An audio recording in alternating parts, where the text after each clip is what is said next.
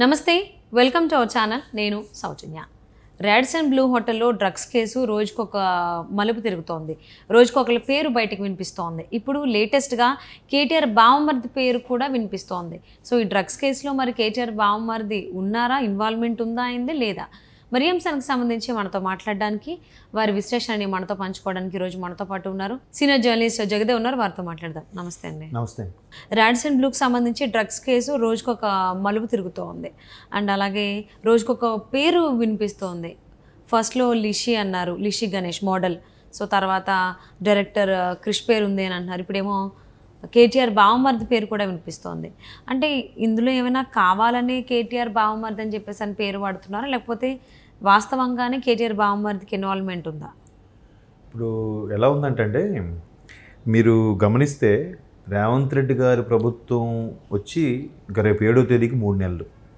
Government form అయ్యి so ఈ 3 నెలల్లో మీరు ఏ విషయం తీసుకోండి ఎక్కడ ఏది లింక్ కాదపండి అది ఖచ్చితంగా బీఆర్ఎస్ ప్రభుత్వానికి ఏదో ఒక లింకు ఉంటుంది దానికి వీళ్ళు బీఆర్ఎస్ ప్రతిపక్షాలు ఉన్నారు కాబట్టి వీళ్ళు ఏం మాట్లాడుతున్నారంటే కావాలనే ప్రభుత్వం ఇరికిస్తుంది అంటున్నారు బట్ ఈ లింకు కూడా పోలీస్ ఇన్వెస్టిగేషన్లో అలాగే దొరుకుతున్నాయి మీరు అన్నట్టు ఆ రాడిసన్కి సంబంధించి అదే జూబ్లీ 800 ఏవో సంథింగ్ ఉన్నాయి కదా సో ఇవన్నీ కూడా కేదార్నాథ్ ఎవరో సెలగంశెట్టి కేదార్నాథ్ గారు ఆయన యాక్చువల్గా one of the producer Bunny గారికి బాగా అదే అల్లు అర్జున్కి మంచి ఫ్రెండ్ బిజినెస్ పార్ట్నర్ సో ఆయనతోనే ఈ పబ్ కూడా ఓపెన్ అయ్యింది అన్నట్టు కూడా వార్తలు చూసాం బట్ అప్పుడు ఆయన కూడా లాగారు ఆయనకి సంబంధం ఉందా ఆయనకి కూడా ఇవన్నీ తెలుసా అంటే బిజినెస్ పార్ట్నర్ కాబట్టి తెలియాలని లేదు తెలియకూడదని లేదు ఆయన చెప్పుకుని లేదా వీళ్ళిద్దరికి తెలియకుండా కింద స్థాయి ఎంప్లాయీస్ ఎవరైనా గ్యాంబ్లింగ్ చేసి ఓనర్ తెలియకుండా వీళ్ళు ఏదో నడిపించవచ్చు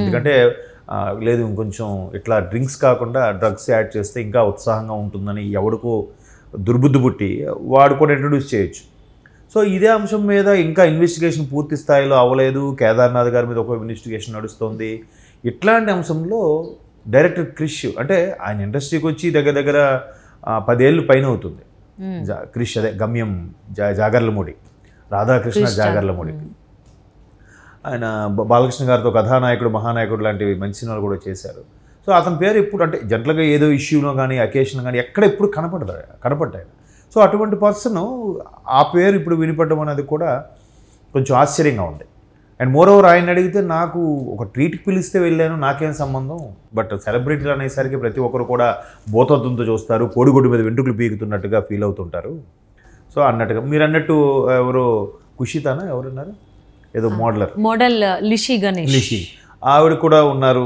అన్నట్టు కూడా అంటే ఇప్పుడు ఒక పార్టీకి పిలిచాము వెళ్ళారు వస్తారు అంత మాత్రాన వాళ్ళని డౌట్ పడతారు ఎంక్వైరీ చేస్తారు అండ్ మోరోవర్ వాళ్ళకే సంబంధం ఉందని కూడా చెప్పలేం మీకు ఒక ఎగ్జాంపుల్ కూడా చెప్తాను పోకిరి సినిమాలో ప్రకాష్ రాజ్ అలాగే అంటాడు నా మీద కేసు వేస్తే మీరేం చేస్తారు నాకు చిరంజీవి నా ఫ్రెండ్ అమితాబ్ బచ్చన్ నా ఫ్రెండ్ దుబాయ్లో అమితాబ్ బచ్చన్ అకేషన్లో కలిసిన ఫోటో ఉంది ఇద్దరు కలిసి దిగాము రజనీకాంత్ కూడా నా ఫ్రెండ్ అని చెప్తా మీరు ఇది కనుక్కునేసరికి మీకు కొన్ని సంవత్సరాలు పట్టేస్తుంది ఈలో నాకు కేసు క్లియర్ అయిపోద్ది అన్నట్టు చెప్తారు సో అట్లాగా వాళ్ళొక అకేషన్ మీద వచ్చి వీళ్ళొక అకేషన్ మీద వచ్చి కూడా ఫొటోస్లో వీడియోస్లో ఉడికినప్పుడు వీళ్ళకి కూడా సంబంధం ఉందేమో అన్నట్టుగా పోలీసులు అన్ని యాంగిల్లో కూడా ఎంక్వైరీ చేస్తారు అయితే ఇప్పుడు కొత్తగా వినిపిస్తున్న పేరు ఏంటంటే రాజు పాకాల ఆయన కేటీఆర్ గారి బావమరిదని రకరకాలుగా ఇప్పుడు కేటీఆర్ గారిది కూడా నేను విన్న వరకు ఆయన అక్కడ మా అత్తవారు ఊరు గుంటూరు దగ్గర ఏదో ఊరు అన్నట్టు కూడా విన్నాను గుంటూరు జిల్లాకు సంబంధించింది అన్నట్టుగా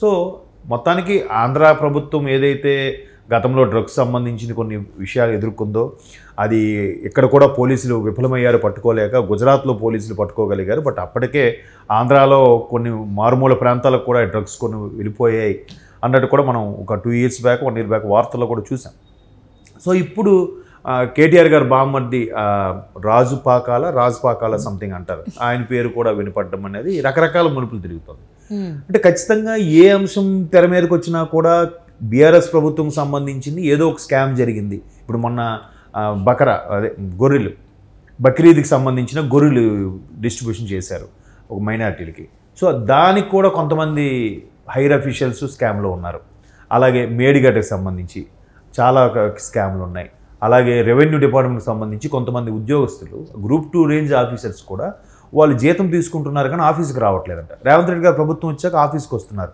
తీరా వస్తుంటే ఏంటి మీరు ఏ ఇయర్ బ్యాచ్, ఎక్కడ మీరు ఎప్పుడు రిక్రూట్మెంట్ అంటే మొహం తేలేస్తున్నారు. సో ఇట్లాంటి స్కాములు చాలా బయటకు వస్తున్నాయని రేవంత్ రెడ్డి గారు ఒకదాని తర్వాత ఒకటి ఒక్కొక్కటిగా బయటకు తీస్తున్నారు. ఈవెన్ ఫస్ట్ అతను ప్రమాణ స్వీకారం జరిగిన 10 రోజులకి పెద్ద బాంబు పేల్చడం ఏంటంటే ల్యాండ్ క్లూజ్కి సంబంధించి. ల్యాండ్ క్లూజర్ 22 ల్యాండ్ క్లూజ్ కొనుక్కొని విజయవాడలో పెట్టడం ఏంటి, నెక్స్ట్ వాళ్ళే గవర్నమెంట్ వచ్చేస్తుంది అనుకున్నారా ఏంటి అని. అట్లాగే మొన్న ఒక పెద్ద ఆయన అలాగే కామెంట్ చేస్తున్నారు, కేసీఆర్ గారు ప్రభుత్వం అంత చాలా బాగుండి హాస్పిటల్స్ కూడా చాలా బాగున్నాయి, ఈ హాస్పిటల్ వివాదం మీదే కదా మన ఈటెల రాజేంద్ర గారిని కూడా పార్టీ నుంచి బయటకు వచ్చేసారు, ఏవో జరిగాయి, ఆయన మాట పడలేక బయటకు వచ్చేసారని విన్నాం.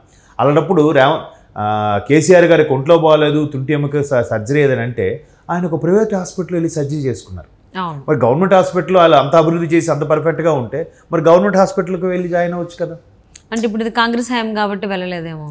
అది ఎప్పుడు వచ్చిందండి, ఇంకా కాంగ్రెస్ హయాం వచ్చి నెల రోజులు కూడా అవ్వలేదు ఆయనకి జరిగి. ఆ నెల రోజుల్లో వీళ్ళు డెవలప్ చేసి గవర్నమెంట్ హాస్పిటల్స్ ఆ రేంజ్లో చూపిస్తే అక్కడికి వెళ్ళి ట్రీట్ చేసుకోవచ్చు. అంటే వాళ్ళు మాట్లాడే దానికి కూడా ఒకటి ఉంటుంది కదా, మేము వచ్చినప్పుడు బాగానే ఉంది, ఇప్పుడు కాంగ్రెస్ హయాంలోకి రాగానే 2-3 రోజులు అంతా పాడు చేసేసారు. ఇప్పుడు ముందు వెళ్ళండి, వెళ్ళిన తర్వాత అప్పుడు దుమ్మెత్తిపోయింది వాళ్ళ మీద, బురద చల్లండి కాంగ్రెస్ ప్రభుత్వం మీద.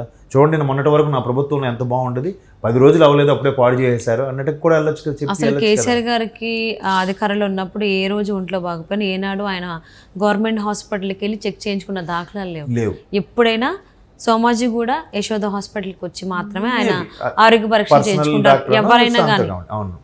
ఈవెన్ కంప్లీట్ ఫ్యామిలీ కలవకుండా ఫ్యామిలీ అక్కడికి వస్తారు. అంటే నేను ఇది ఎందుకు టాపిక్ తెచ్చానంటే అట్లా మాట్లాడుతున్నారు. సో అలాంటి సందర్భంలో ఏది విషయం వచ్చినా కూడా కేటీఆర్ గారికో కేసీఆర్ గారికో లేదా హరీష్ రావు గారికో లింకప్ ఉండనే ఉంటుంది. ఈ మధ్యకాలం ఏది వచ్చినా ఈ డ్రగ్స్ వ్యవహారం కూడా, అంటే ఇప్పుడు డైరెక్ట్గా ముఖ్యమంత్రి రేవంత్ రెడ్డి గారు కూడా ఏం మాట్లాడుతున్నారు, మీరు ఏం టాపిక్ మాట్లాడినా ఏమన్నా కూడా ఈ బిల్లారంగా ముందుకు వస్తున్నారు. అంటే కేటీఆర్ గారికి హరీష్ రావు గారికి ఆయన పెట్టిన ముద్దు పేర్లు అవి బిల్లారంగా అంట. వీళ్ళు ప్రతిదానికి కూడా అడ్డగా పడిపోతున్నారు. బట్ ఎంక్వైరీ చేస్తే మనకు చాలా విషయాలు బయటకు వస్తున్నాయి, బయటకు తెలుస్తున్నాయి. ఈవెన్ దాన్ని ఏమంటారు దళిత బంధుకు సంబంధించి కూడా కొంత స్కామ్ జరిగింది, అది కూడా కొంచెం బయటకు రావాల్సి ఉంది. అలాగే రైతు బంధు పథకం కూడా ఎట్లా ఇస్తాము, రైతులకి ఇవ్వాలా, కౌలు రైతుల పరిస్థితి ఏంటి. నిన్నే ఇప్పుడు రేవంత్ రెడ్డి గారు సమీక్ష కూడా నిర్వహించారు. జనరల్గా ఒక భూస్వామి ఉన్నాడు, ఆయనకు 100 ఎకరాలు ఉంటుంది, 100 ఎకరాలు ఆయన వ్యవసాయం చేయడుగా, కొంతమంది కౌలు రైతులకు ఇస్తాడు, ఒక 10 మందికో 15 మందికో కౌలు రైతులకు ఇస్తారు. ఆ కౌలు రైతులకు 1-2 ఎకరాలు సాగు చేసుకున్నప్పుడు 2 ఎకరాలకు సంబంధించిన కౌలు రైతులకు ఇవ్వాల్సిన అమౌంట్లో ఓనర్కి సగం లేదు, మిగతా సగం కౌలు రైతుకి వెళ్తే కష్టపడినందుకు అది తృప్తి ఉంటుంది కదా. అది ఏంటంటే సీక్రెట్గా ఎంక్వైరీ చేద్దాం అని కూడా నేను రేవంత్ రెడ్డి గారు చెప్తున్నారు. సో మొత్తం మీద ఏ విషయం తీసుకున్నా కూడా బీఆర్ఎస్ ప్రభుత్వానికి లింకప్గా ఉంటుంది, బీఆర్ఎస్లో ఉండే కీలకమైన నేతలకి. ఇప్పుడు లిక్కర్ స్కామ్ ఉంది, కవిత గారికి లింకప్గా ఉంటుంది. ఇప్పుడు డ్రగ్స్, ఆ పాకాల ఎవరో ఆయన స్వయాన కేటీఆర్ గారికి బావమర్దంట. అంటే ప్రభుత్వంలో మా బావ ఉన్నారని చెప్పే వీళ్ళకి డ్రగ్స్కి అంతా చేశారా అన్నట్టుగా రేపు ఆ టాపిక్ వస్తుంది కదా. నువ్వు కేదార్నాథ్ కూడా ఒకవేళ ఆయన కూడా హస్తం ఉంటే, ఆయన బన్నీ గారికి క్లోజ్ బిజినెస్ పార్ట్నర్ కాబట్టి ఆయనకు కూడా ఒకవైపు సినిమాకి సంబంధించిన వాళ్ళు హైర్ అఫీషియల్స్ ఉన్నారు, ఇంకోవైపు రాజకీయాలకు సంబంధించిన హైర్ అఫీషియల్స్ ఉన్నారని వీళ్ళు డ్రగ్స్ నడిపించారా ఏంటి అనేది ఇంకా కొద్ది రోజుల్లో తేలుతుంది. బట్ మొత్తం మీద ఎటు చూసినా ఏ తీగలాగినా కూడా బీఆర్ఎస్ డొంకే కదులుతుంది మీరు అబ్జర్వ్ చేస్తే. సో ఇంకా పోలీసులు ఇంకెన్ని నిజాలు బయటకు వస్తాయో, క్రిష్ గారు హ్యాండ్ ఎలా ఉందో, లేదంటే ఊరికే ఆయన నామాత్రంగా పార్టీకి వెళ్ళారనేది రాబోయే రోజుల్లో తేడా. రైడ్స్ అండ్ డ్రగ్స్ కేసుకి సంబంధించి రోజుకు ఒక పేరు వినిపిస్తుంది ప్రముఖుల పేర్లు. సో ఇప్పుడు దాకా క్రిష్ డైరెక్టర్ అంతవరకే అనుకున్నాము.